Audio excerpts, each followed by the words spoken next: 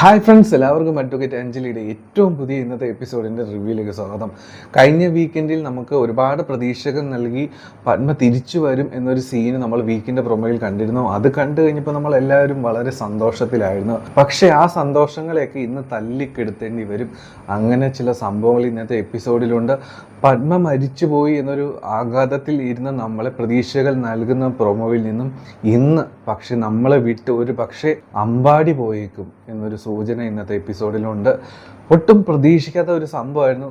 അമ്പാടി പത്മ തിരിച്ച് വരികയാണല്ലോ എന്നൊരു ആശ്വാസത്തിൽ നമ്മൾ ഇരിക്കുമ്പോഴാണ് ഒട്ടും ശുഭകരമല്ലാത്ത രീതിയിൽ അമ്പാടി കുറച്ച് ക്രിട്ടിക്കൽ സ്റ്റേജിലേക്ക് പോകുന്ന ഒരു സീന് നമ്മൾ ഇന്നത്തെ എപ്പിസോഡിൽ കാണുന്നത് കേട്ടോ.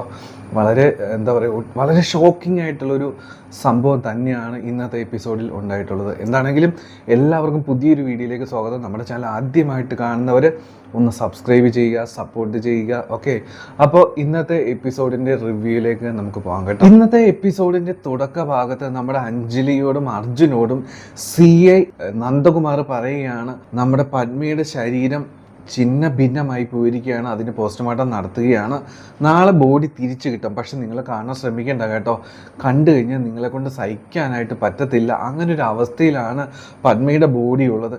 ഈ ഒരു സംഭവം കേൾക്കുമ്പോൾ തന്നെ നമ്മുടെ അഞ്ജലി മാനസികമായിട്ട് തകർന്നു പോകും കേട്ടോ. അത് ഒരു അവസ്ഥ ആലോചിച്ച് നമ്മുടെ പാവ അഞ്ജലി ഇങ്ങനെ കരഞ്ഞുകൊണ്ട് നിൽക്കുകയാണ്. ആ ഒരു സമയത്ത് നമ്മുടെ അർജുൻ വന്ന് തോളിൽ ഇങ്ങനെ പിടിച്ച് ആശ്വസിപ്പിക്കുകയാണ് നമ്മുടെ അഞ്ജലിയെ കേട്ടോ. ഇങ്ങനെയാണ് ഇന്നത്തെ എപ്പിസോഡ് തുടങ്ങുന്നത്. പിന്നീട് നമ്മൾ കാണുന്ന സീന എന്ന് പറയുന്നത് ശംഖുചക്രത്തിലെ സീനാണ് കേട്ടോ. ശംഖുചക്രം തറവാട്ടിൽ അഡ്വക്കേറ്റ് രാഘവനുണ്ണി ഏതോ കേസിൻ്റെ ഫയലുകളൊക്കെ പരിശോധിക്കുകയാണ്. എനിക്ക് തോന്നുന്നു ഏതോ പാവത്തിന് തൂക്കിക്കൊല്ലാൻ പറ്റുമോ എന്നാണ് അയാൾ നോക്കുന്നത് എന്ന്. അത് മാത്രമല്ല, എനിക്ക് ആ ഒരു സമയത്ത് തോന്നിയ ഒരു കാര്യം, നമ്മുടെ പത്മ കൊല്ലപ്പെട്ട് കഴിഞ്ഞിരിക്കുന്നു. അവിടെ ജോലി ചെയ്ത ഒരു സാധു പെൺകുട്ടിയാണ്. പക്ഷെ അതിൻ്റേതായ ഒരു സംഭവം, ഒരു ഭാവവ്യത്യാസങ്ങളും ഒന്നും അവരെ ബാധിച്ചിട്ടില്ല. അവർ നോർമൽ ലൈഫിലാണ്. ആ പത്മ മരിച്ചതായി ബന്ധപ്പെട്ട് ഒരു കാര്യം അവർക്ക് ആർക്കും ഒരു ഇഷ്യൂ ഇല്ല. ആ ഒരു സെറ്റപ്പിൽ അവിടെ ലൈഫ് പോയിക്കൊണ്ടിരിക്കുന്നത്. ഈ ഒരു സമയത്ത് നമ്മുടെ അബി അവിടെ പാഞ്ഞ് കാറിൽ വരികയാണ്. അബി കാറിൽ നിന്ന് വന്ന ഉടനെ തന്നെ വീട്ടിനുള്ളിലേക്ക് കയറി ഉടനെ തന്നെ വിളിക്കുകയാണ്, എടി അനുപമ ഇറങ്ങി വാടി, നീ ഇങ്ങോട്ട്, നീ എവിടെ കയറിയിരിക്കുകയാണ്, നീ ഇങ്ങോട്ട് ഇറങ്ങി വാടി. നന്ദിനി ആ സമയത്ത് അവിടെയുണ്ട്. നന്ദിനി ചോദിക്കുന്നുണ്ട്, എടാ അബി നിനക്കിത് എന്താ പറ്റി, നീ എന്തേ കാണിച്ചു കൂട്ടുന്നത്, നിനക്കിപ്പോൾ എന്താ വേണ്ടത്, നീ എന്തേ ചെയ്യുന്നത്? അബി അപ്പോൾ പറയും, ഞാനൊന്നും കാട്ടുന്നില്ല, നിങ്ങളെല്ലാവരും ഇവിടെ ഇനി നടക്കാൻ പോകുന്നത് എന്തെന്ന് കണ്ടറിഞ്ഞാൽ മതി, അതിനുശേഷം നിങ്ങൾക്ക് കാണാം എനിക്ക് പറയാനുള്ളത് എന്തെന്ന് നിങ്ങൾക്ക് ഞാൻ തെളിയിച്ചു തരാം. ഇങ്ങനെ പറഞ്ഞുകൊണ്ടിരിക്കുമ്പോൾ അനുപമ താഴേക്ക് ഇറങ്ങി വരികയാണ്. വരുന്ന ഉടനെ തന്നെ അനുപമയുടെ മുഖത്ത് നല്ലൊരു അടിയാണ് കൊടുക്കുന്നത്. ഇത് കാണുമ്പോൾ എനിക്ക് സന്തോഷം തോന്നി, അതാണ് ഞാൻ ചിരിച്ചത്. അപ്പോൾ ഭയങ്കര സന്തോഷം തോന്നി. അനുപമ ഒട്ടും പ്രതീക്ഷിക്കാത്ത ഒരു അടിയായി പോയത് കേട്ടോ. ഒട്ടും വളരെ അൺഎക്സ്പെക്റ്റഡ് ആയിട്ടുള്ളൊരു അടിയായിപ്പോയി. ആകെ എന്താ സംഭവിച്ചേ എന്നറിയാതെ അനുഭവം നിൽക്കുന്ന സമയത്ത് ചാടി രാഘവനെ എഴുന്നേക്കുകയാണ്.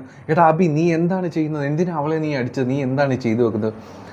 അപ്പോൾ നമ്മുടെ അബി പറയുകയാണ്, എനിക്ക് ഈ വീട്ടിൽ ഒരാളോട് ഒന്നും പറയാനില്ല, എനിക്ക് ഇവളോടാണ് പറയാനുള്ളത്, ഇവളോടാണ് ചോദിക്കാനുള്ളത്. ഒരു സാധു പെൺകുട്ടിയായ പത്മയെ ഇവൾ കൊന്നു കളഞ്ഞു. ഒരു വെറും സാധു പെൺകുട്ടിയായിരുന്നു ഇവളുടെ നേട്ടങ്ങൾക്ക് വേണ്ടി അവളെ കൊന്നു കളഞ്ഞു. ഇവളാണത് ചെയ്തത്, എനിക്കറിയാം, ആ കാര്യം എനിക്ക് പൂർണ്ണമായിട്ടും അറിയാം. അവിടെ ഗോവിന്ദനുണ്ണി, മുകുന്ദനുണ്ണിയുടെ വൈഫ് അങ്ങനെ അവരെല്ലാവരും അവിടെ ഉണ്ട്. ആ ഒരു സമയത്ത് നന്ദിനി ചോദിക്കുന്നത്, എന്താണ് നീ അങ്ങനെ പറഞ്ഞിരുന്നത്? നന്ദിനിയല്ല, സോറി, നമ്മുടെ രമ്യ ചോദിക്കുകയാണ്, ഗോവിന്ദനുണ്ണിയുടെ രമ്യ ചോദിക്കുകയാണ്, എന്താണ് നീ അങ്ങനെ പറയാനായിട്ട് കാരണം, അങ്ങനെ സംഭവിക്കാൻ ഈ അനുപമയാണ് ഇത് ചെയ്തത് എന്ന് പറയാൻ എന്താണ് കാരണം?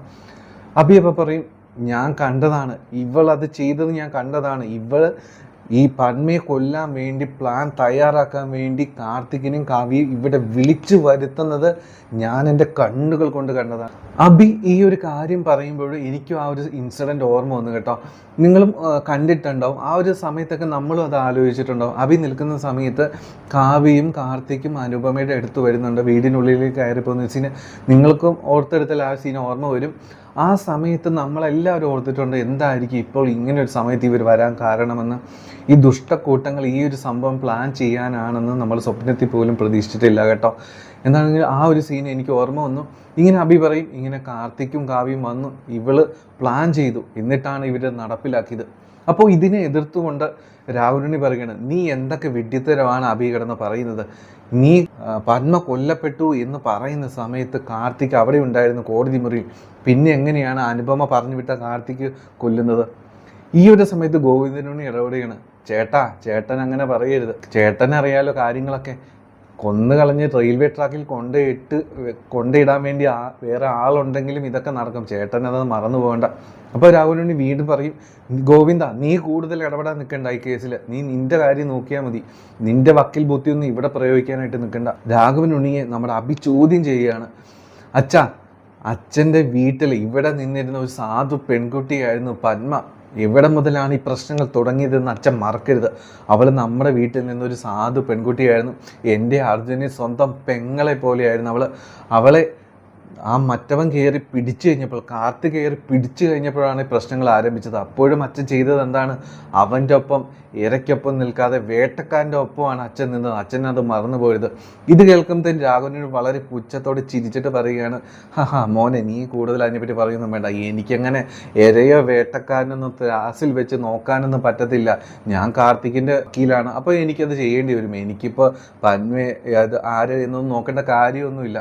ഇത് കേൾക്കുന്നതിന് അഭിക്ക് ദേഷ്യം സഹിക്കാനായിട്ട് പറ്റുന്നില്ല. അപ്പം അഭി പറയും, ശരി അച്ഛൻ പറയുന്നത് ശരിയാണ്. അങ്ങനെയാണെങ്കിൽ എൻ്റെ സ്വന്തം പെങ്ങളായ ദീപ്തിയെ കാർത്തിക് കയറി പിടിച്ചെങ്കിൽ അച്ഛൻ എന്തായിരിക്കും ചെയ്യാൻ പോവുക? അപ്പോഴും അച്ഛൻ ഈ പറഞ്ഞ തിലാശൊന്നും ഉണ്ടാകില്ലായിരിക്കും അല്ലേ? ഇത് കേൾക്കുമ്പോഴത്തേനും രാഘവനുണ്ണിയുടെ നാക്ക് ഇറങ്ങി അങ്ങോട്ട് പോകും കേട്ടോ. പിന്നെ ആൾക്കൊന്നും മിണ്ടാനായിട്ട് പറ്റുന്നില്ല. പിന്നെ എല്ലാവരോടുമായിട്ടും അഭി ഒരു കാര്യം പറയണം, ഈ പത്മയെ കൊന്നത് നിങ്ങളിൽ ആരാണെങ്കിലും അച്ഛനാണെങ്കിലും ഞാൻ പറയുകയാണ്, അതിന് മറുപടി അച്ഛൻ പറയേണ്ടി വരും. അച്ഛൻ്റെ ആൺമക്കൾ തന്നെ അച്ഛനോട് ചോദിക്കും. അച്ഛൻ മറക്കണ്ട, എല്ലാവരും കരുതിയിരുന്നു. ഇത്രയും കാര്യങ്ങൾ പറഞ്ഞിട്ട് അഭി മുകളിലേക്ക് കയറി പോവുകയാണ്. ആ പോകുന്ന സമയത്ത് ഒരു മാസ സീനുണ്ട്.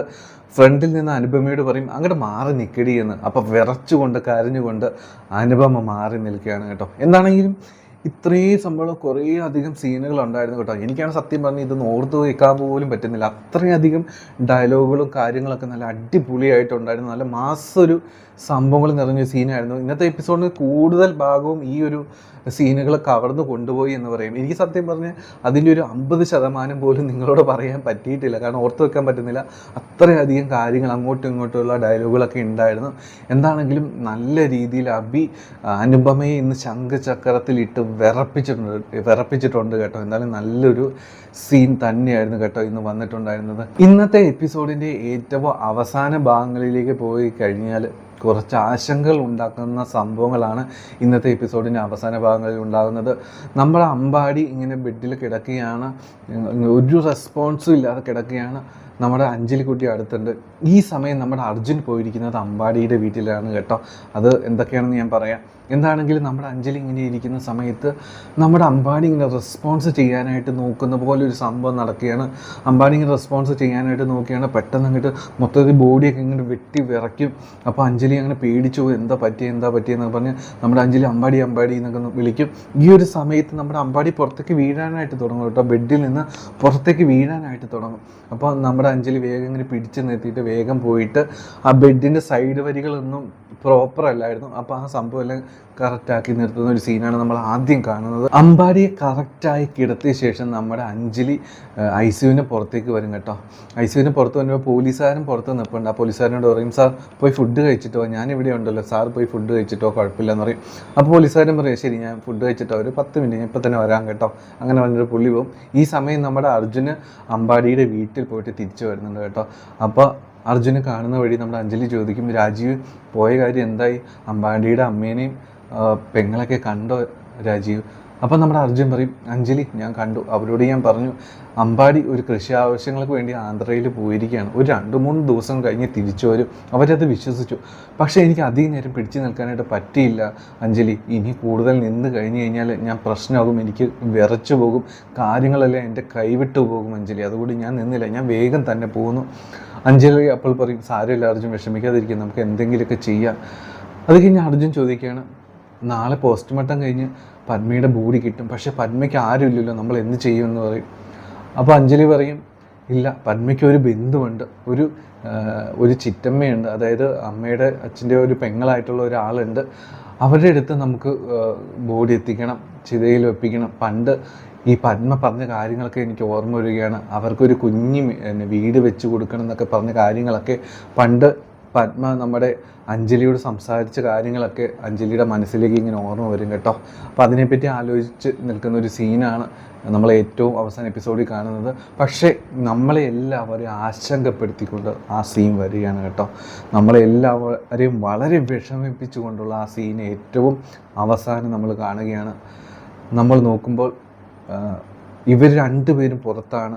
ആ ഒരു സമയം അകത്ത് അമ്പാടിയുടെ അടുത്ത് ഒരാൾ പോലുമില്ല. ആ ഒരു സമയം നമ്മുടെ അമ്പാടി അങ്ങനെ കിടന്ന് വിറയ്ക്കുകയാണ്. വിറച്ച് വായിൽ നിന്ന് നുരയും പതയും വന്നത് എന്തോ ഒരു അരുതാത്തത് സംഭവിക്കാൻ പോകുന്ന പോലൊരു സീനാണ് നമ്മൾ കാണുന്നത് കേട്ടോ. ഇത് കാണുമ്പോഴത്തേക്കും നമുക്ക് വളരെ ടെൻഷൻ തോന്നും. അങ്ങനെയാണ് ഇന്നത്തെ എപ്പിസോഡ് തീരുന്നത്. നമുക്കിത് സഹിക്കാൻ പറ്റുന്ന കാര്യമില്ല. കാരണം നമ്മൾ പത്മ മരിച്ചു പോയി എന്നൊക്കെ വിചാരിച്ച് കഴിഞ്ഞാൽ തിരിച്ചു വരുമെന്ന് ചില സൂചനകൾ നൽകുമ്പോൾ വീണ്ടും ഇടുത്തി പോലെ ഇങ്ങനൊരു സംഭവം അമ്പാടി നമ്മളെ വിട്ടു പോവുകയാണോ എന്നൊരു സംഭവം നമുക്ക് തോന്നിപ്പിക്കുകയാണ്. നമുക്കറിയാം അത്രയധികം ഒരു ക്രിട്ടിക്കൽ സ്റ്റേജിലാണ് ഇപ്പോഴും അമ്പാടിയുള്ളത്. എപ്പോൾ വേണമെങ്കിലും എന്തും സംഭവിക്കാം എന്ന രീതിയിലാണ് ഇപ്പോൾ അമ്പാടിയുള്ളത്. നമ്മൾ ഹോസ്പിറ്റലിൽ അമ്പാടിയുടെ അവസ്ഥ കണ്ടതാണ്. എന്താണെങ്കിലും ഇങ്ങനെയാണ് ഇന്നത്തെ കുറച്ച് ആശങ്കകൾ പങ്കുവെച്ചുകൊണ്ടാണ് ഇന്നത്തെ എപ്പിസോഡ് തീരുന്നത് കേട്ടോ. എന്താണെങ്കിലും നിങ്ങൾ ഇന്നത്തെ എപ്പിസോഡ് കാണുക, സപ്പോർട്ട് ചെയ്യുക. നമ്മുടെ ചാനൽ ആദ്യമായിട്ട് കാണുന്നവരൊന്ന് സപ്പോർട്ട് ചെയ്യണമെന്ന് ഒരിക്കൽ കൂടി പറയുന്നു. അപ്പോൾ രാത്രിയിൽ പ്രൊമോയുടെ വീഡിയോ ആയിട്ട് വരാം കേട്ടോ. അപ്പോൾ എല്ലാവർക്കും നല്ലൊരു ശുഭദിനം. Take care. Bye bye.